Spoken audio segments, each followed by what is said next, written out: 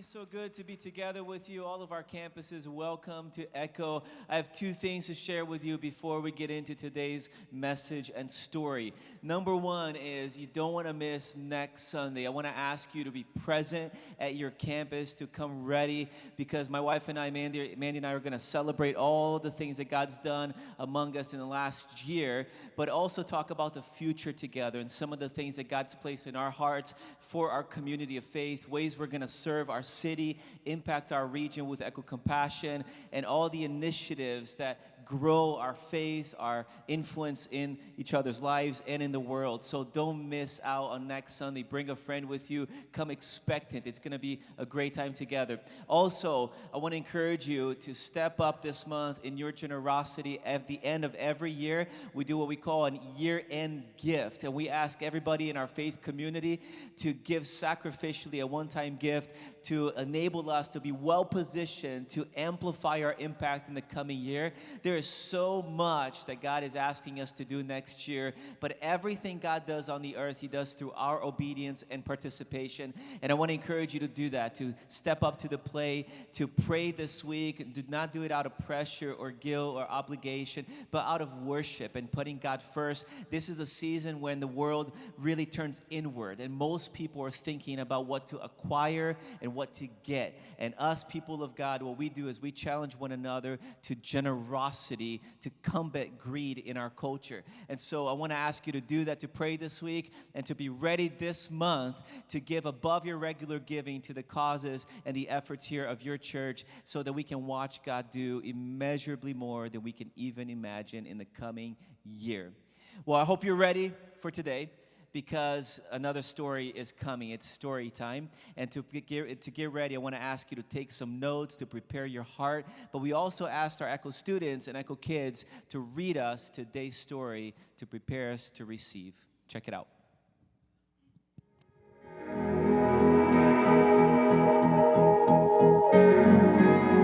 Here is another story Jesus told. The kingdom of heaven is like a farmer who planted good seed in his field. But that night, as the workers slept, his enemy came and planted weeds among the wheat. When the crop began to grow and produce grain, the weeds also grew. The farmer's workers went to him and said, "Sir, the field where you planted that good seed is full of weeds. Where did they come from?" "An enemy has done this," the farmer exclaimed. "Should we pull out the weeds?" they asked. "No," he replied. "You'll uproot the wheat if you do." "Let both grow together until the harvest. Then I will tell the harvesters to sort out the weeds, tie them into bundles, and burn them, and to put the wheat in the barn." Matthew 13:24-30.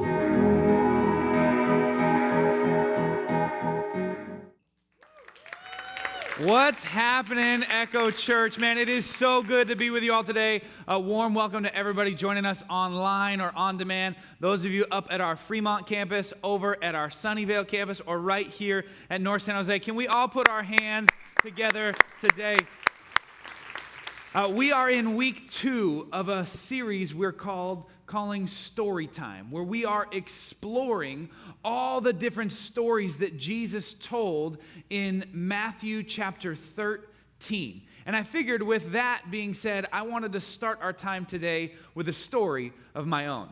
And back in 2016, my family and I moved from the Silicon Valley to northern Minnesota to slow life down a little bit, to be a little bit more present with our kids. Now, my son at the time, his name is Judah, he was 2.5 years old. My daughter, Cora, was 6 months at the time. So for Judah, it was the prime time of his life, where he wanted a bedtime story from Daddy every single night. Now, I wasn't the greatest at remembering nursery rhymes, but I am a pretty creative person when it comes to storytelling. And we were driving around Minnesota, and one of the things that would often happen is Judah would see eagles perched at the top of trees, and he would always point out the eagles. And we were also in the journey of trying to get Judah to eat his broccoli. So I created the mythical figure, Broccoli Eagle. It was the one eagle that didn't eat fish and other birds and other animals like the rest. No, he came and stumbled across a broccoli field. And it drew his attention, and he went down and tasted broccoli and said, "I vow I'm going to eat broccoli from now on." Now, my family at the time was all vegan, so this also coincided with Broccoli Eagle was a vegan. And it got my son to eat his broccoli, which was amazing, but Broccoli Eagle morphed beyond just getting Judah to eat broccoli. He was the source of inspiration and hope to help Judah overcome the nerves about going to preschool. See, Broccoli Eagle, he went and he surveyed the territory of the local preschool. He went in and he checked out all the kids to make sure they were great and said that Judah is going to have a great time because he and I had a personal line to each other. So Judah enjoyed his first day of preschool. He went on to learn the example of what it meant to tell the truth versus telling a lie and the benefits of being a truth teller. So Judah, through Broccoli Eagle, learned how to tell the truth.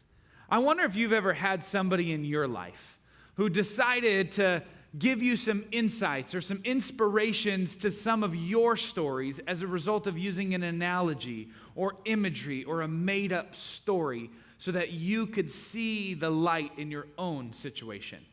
In the artistic and creative community, we actually see this all of the time. For instance, C.S. Lewis, one of the greatest authors of all time, created the characters and the story of Narnia to draw people into the greater message of hope through Jesus.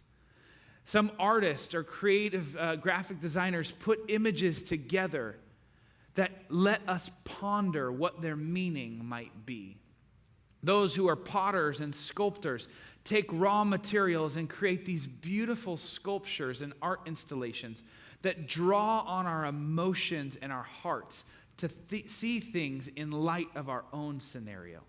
No matter who you are, no matter what background you come from, we can all agree that these artistic expressions are a way that bring the audience's eyes above their current situation to see something greater. Jesus' form of doing this was storytelling. He was a notorious storyteller who would do things and move people towards heavenly perspectives by giving them imagery in which they could connect to as it related to their own individual lives. He would do this so that as they would go, they would journey themselves. They would begin this explorative process where they could see and understand what he was saying as they were walking down the street and the light bulb came on. And so, with that being said, let's dive back into the story we heard the students read earlier today in Matthew chapter 13, starting in verse 24. Here is another story Jesus told. The kingdom of heaven is like a farmer who planted good seed in his field.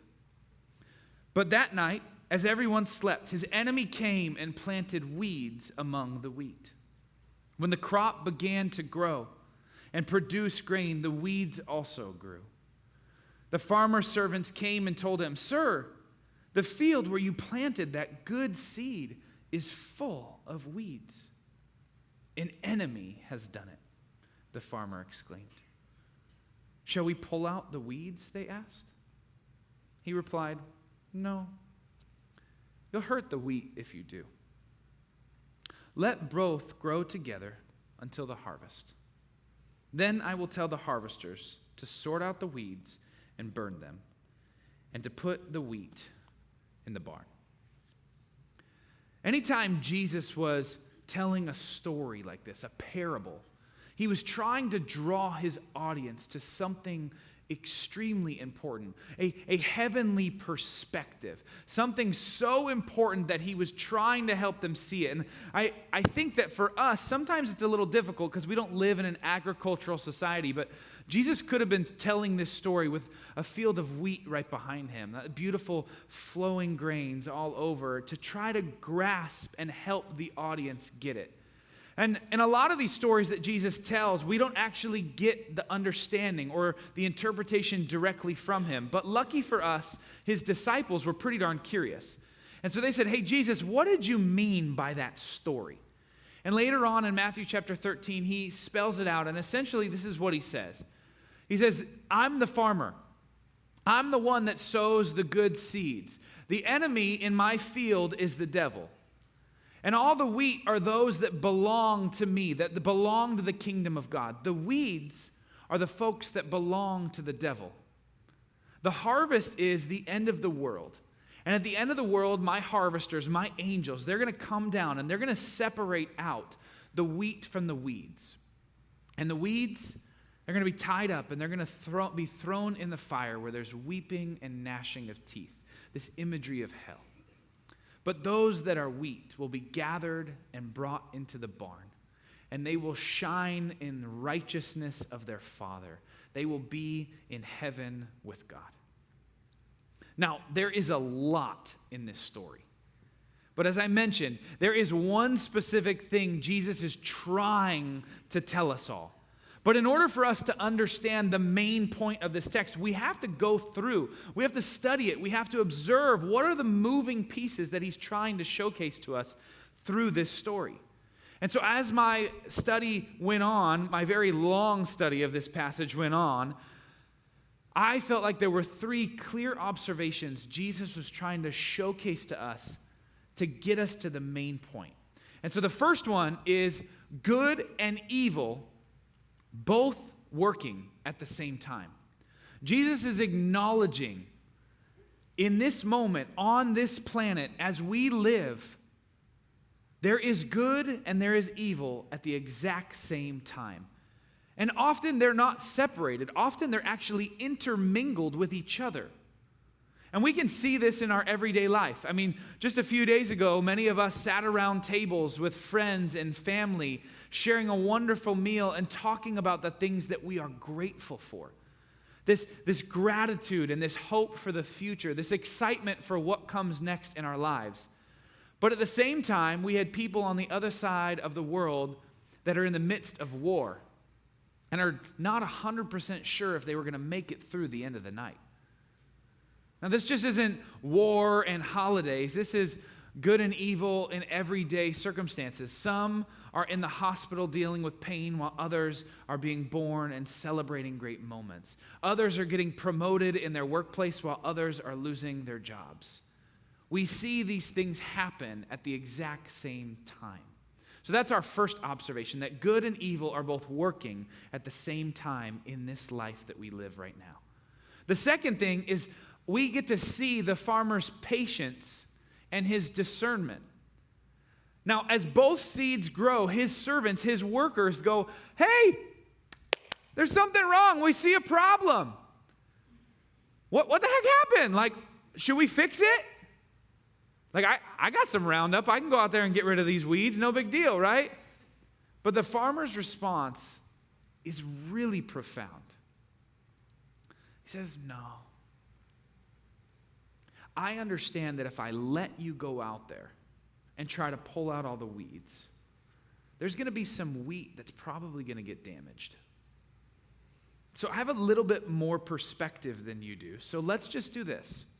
Let's let this thing play out. And then we'll sort it all out at the end. I don't know about you, but personally, I might be a borderline control freak at times. You know, there's some dynamics I like to control. I'm a parent. I'm a husband. I lead, this campus here at this church, and I like to be in control. Are there any other self-professed control freaks out there? Raise it high, okay? Don't worry. Everybody else is looking at us and judging us, but we're the ones that tell them what to do. It's okay, all right? But I have a tendency when I see a problem, I want to fix it right away. If I know that something's wrong, I just want to come in, cut the problem out, be done, and move on. Now, my first year of marriage, I learned that is not how my wife deals with problems. So if there's friction between us, I want to fix it right away. Where she's like, I want to let things cool off for a little bit. But that didn't vibe with me. And so I went in and I kept probing and doing until she blows up, and volcanoes is what we call it, creating a bigger mess for all of us instead of learning to understand that it's okay if it takes a little bit of time. Now, it's our 12-year anniversary tomorrow. Love you, babe. And now I only do this 1 out of 10 times. So I'm still learning and growing. But I don't know about you guys. Sometimes when there's a bigger, broader perspective of the scenario that we're seeing right now in this moment, it allows things to kind of settle down and clear out. And I think that what Jesus was saying in this story is it's not our job to go in and fix the wheats versus the weeds. There's actually somebody else that's going to sort that all out later. So don't focus all your attention on that. And the third observation that we see in verse 30 is the fact that there is a judgment coming. It's very clear. The farmer is in the business of growing wheat. He is not in the business of growing weeds. He goes out there and he sows good seeds in his soil, but an enemy comes in. And he knows that at the end of the time, when the harvest comes, the weeds add no value to him whatsoever. The wheat is what he's looking for. Now, I do want to make a distinction. Because both things are growing at the exact same time, most people might think that they're both healthy. But in fact, one is not healthy and one is.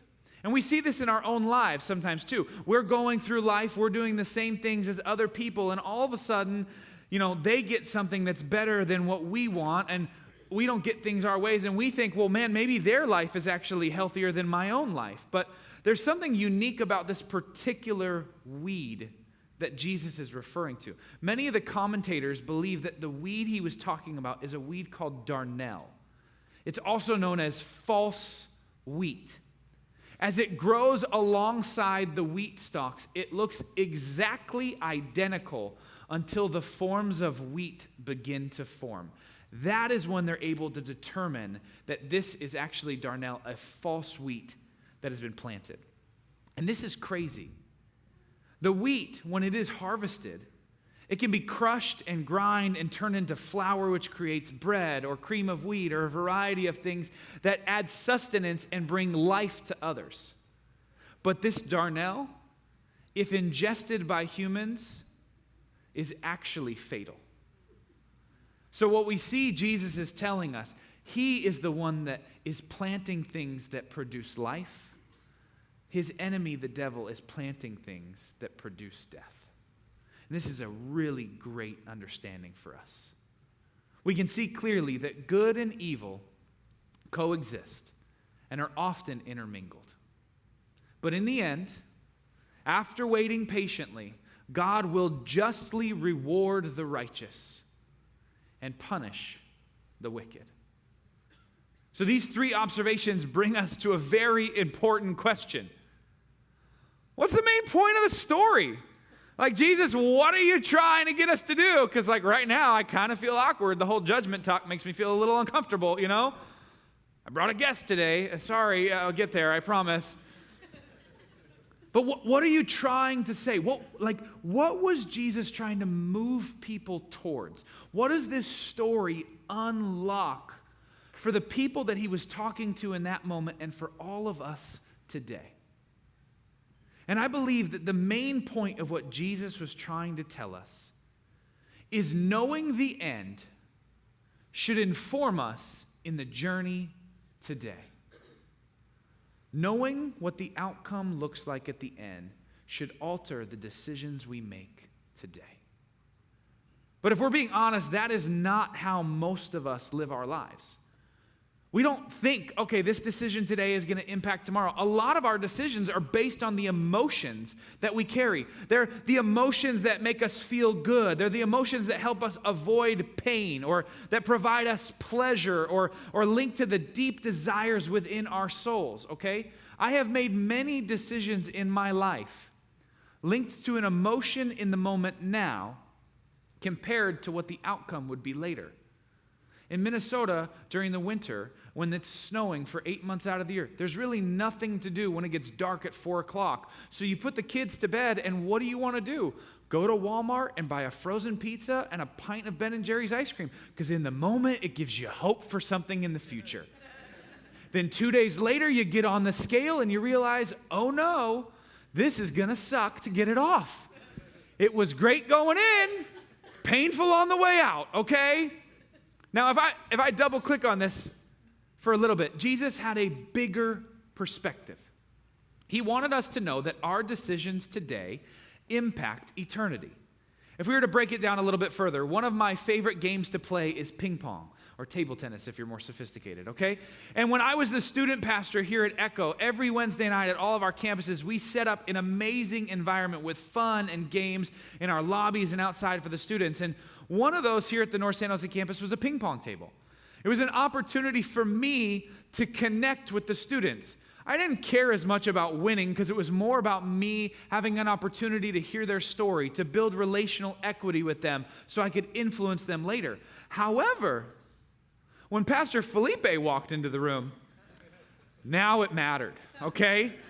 There was going to be a score at the end of our game, and there was going to be a winner, and there was going to be a loser. So I brought everything I had to the ping pong table, and I am happy to say he has still never beat me in ping pong, okay? You might be going like, I don't play ping pong, but maybe you go to work.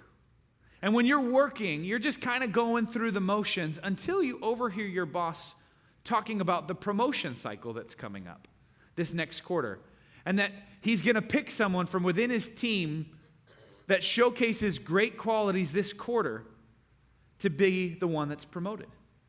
All of a sudden, the way you work becomes more intentional. The connection you have with your manager becomes greater. The opportunity to work a little longer or to do the extra thing so you get noticed is now forefront because you understand there's something in the end that influences the now. Students, I mean, we all know that studying for our tests is really not that fun. I mean, I didn't want to study for my tests when I was your age. But what if I told you that tonight, when you go home, instead of spending 30 minutes on TikTok, you decided to spend 30 minutes studying for that test next week.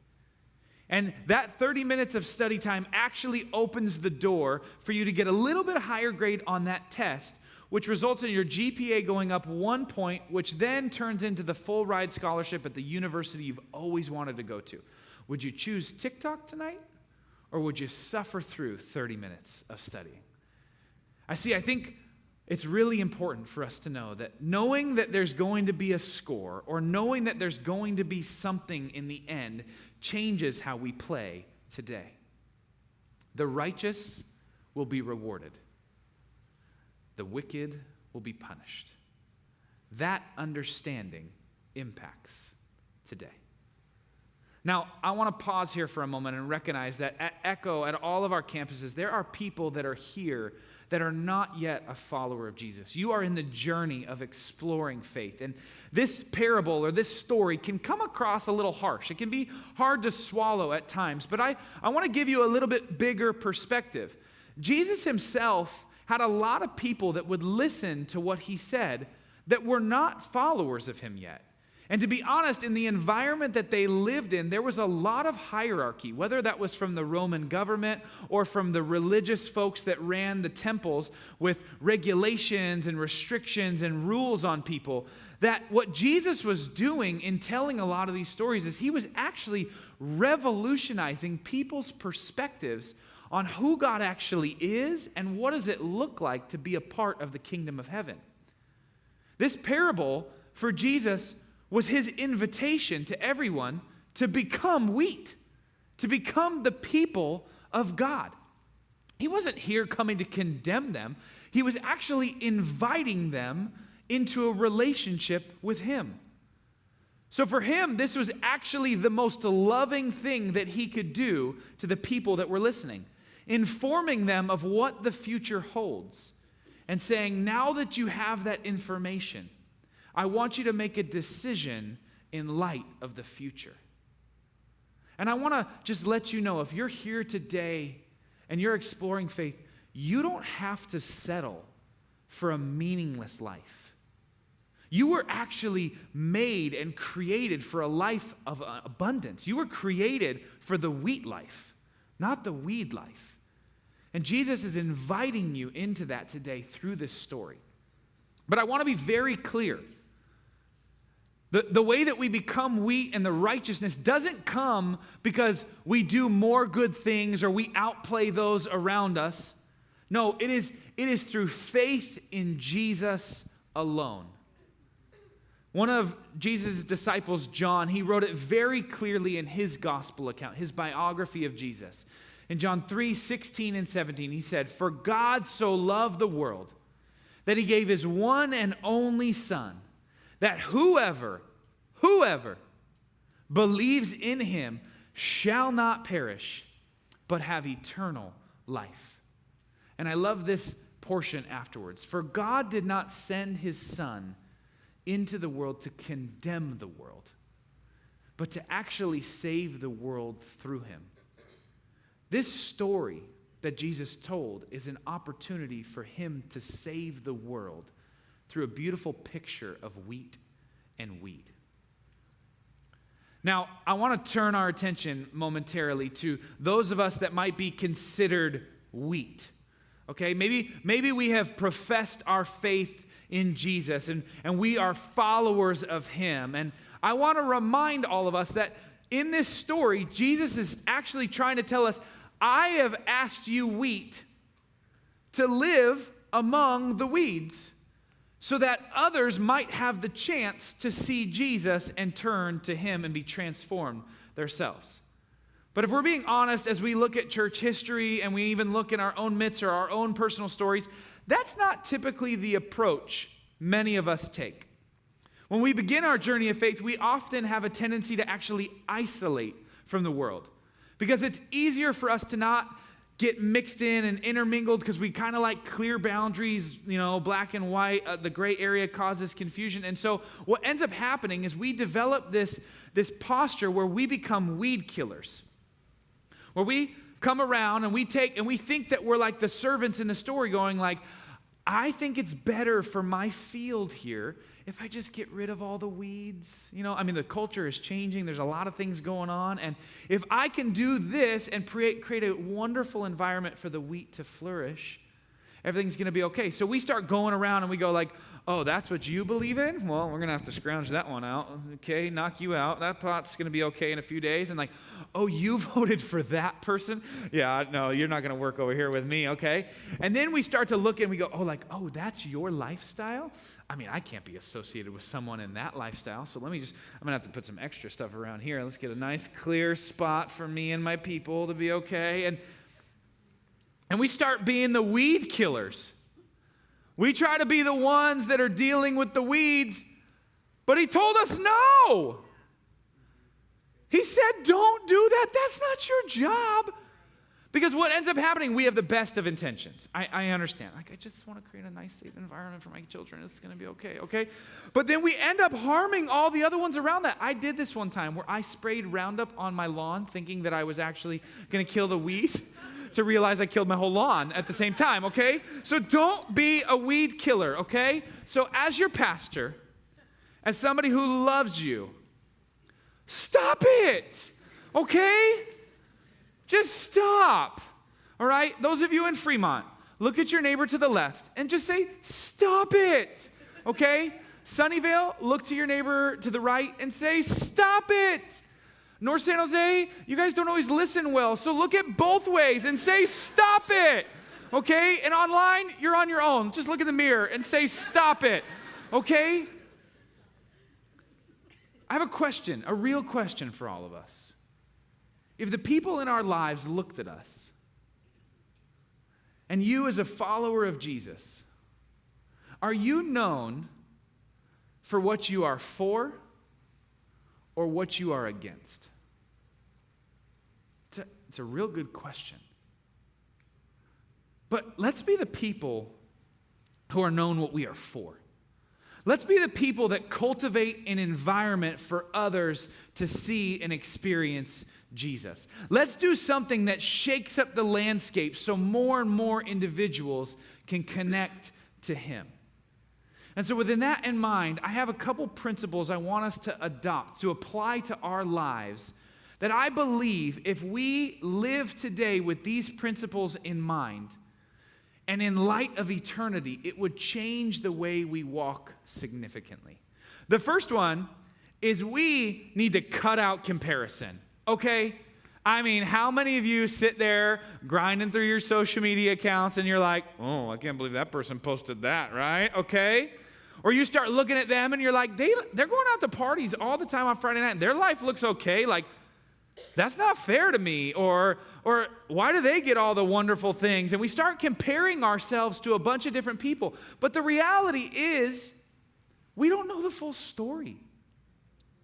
They may look like they have it all, but behind that is a bunch of brokenness. Because, I mean, how many of you actually post the real things on social media versus what happens in your real life? Parents are like, oh, look at my kid. It's so cute. It's so precious. 3 seconds before, they were throwing pumpkin at your face, okay? It's like every family photo you see on the mantle, like, oh, you guys are so precious. Like, oh, that day was hell, okay? Like, so stop comparing who you are to other people. And then we do it in the church. Oh, my head of wheat is large. It's so great. Like, who cares? Like, Jesus created the church to be the body of Christ. You can't make a loaf of bread with one kernel. You need a whole bunch. Big, small, awkward, lumpy, because they all get crushed together, and then they get filled with the water, the water of life, the living water, and then they get baked into something beautiful that gives life to other people. So start to trust God in the things that you can't control. And don't compare yourself to others, but keep your eyes on Him and be obedient to the thing He's called you to do. The second thing after we cut out comparison is we are going to develop patience. Okay, everyone at all of our campuses, if you have somebody in your life, when you see them, your blood starts to boil. Could you please raise your hand and hold it up? Hold it up. Okay, nice and high. Look around, Fremont, look around. Okay, those of us that have our hands raised, we're honest. Those that don't, they're the ones who make people's blood boil, okay? All right, in the church, we call them the EGRs, extra grace required, okay? But the reality is we have people all throughout our lives that just irritate us. But what if we're the only example of Jesus that they get to see? What if they're the one person that God has asked us to love that's unlovable so He could transform their heart? So let's instead embrace people where they're at. Let's walk a mile in their shoes. And let's treat others with the grace that we would hope to receive if we were in their scenario. So we're going to cut out comparison. We're going to develop patience. And then the third one is we are going to learn how to play the long game. We have to be reminded from this story, our ultimate reward is in heaven. So we don't need to spend all of our time on the trivial things that happen right here on this earth. These are all temporary pleasures that will fade away or end up in the landfill.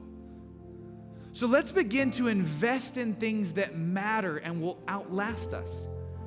That's why, as a part of our One Life initiative that we've been on for the last 2 years with our generosity, we take a portion of that and we dedicate a portion of that for the next generation, our Echo kids, students, and young adults, so we can create environments for people to volunteer their time to pour into these young people so that they find their identity in Christ and not in the world, so that their legacy will outlast all of us.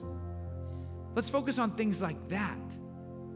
Let's choose to look at things with an eternal perspective, choosing purpose instead of progress or profit or personal gain.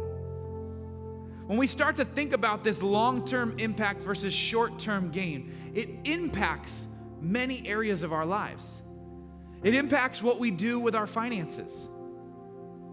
As I mentioned, our One Life journey was a journey of generosity where we rethought if we could use the money that God puts in our hands and invest it into things that matter to His kingdom, what would that do for our region? It changes how we look at money.